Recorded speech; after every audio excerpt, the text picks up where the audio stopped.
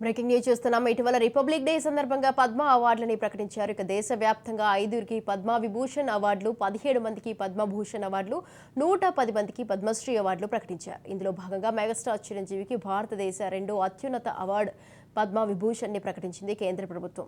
చిరంజీవి పద్మ విభూషణ్ అవార్డుకి ఎంపిక అవ్వడంతో ఇప్పటికే అభిమానులు, ప్రముఖులు అందరూ అభినందనలు తెలిపారు.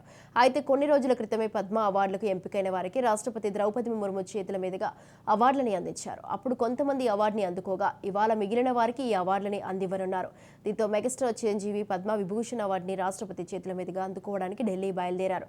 చిరంజీవితో పాటు భార్య సురేఖ, రామ్ చరణ్, ఉపాసన కూడా ఢిల్లీకి వెళ్లనున్నారు. ఇవాళ రాష్ట్రపతి చేతుల మీదుగా చిరంజీవి పద్మ విభూషణ్ అవార్డు అందుకోనున్నారు.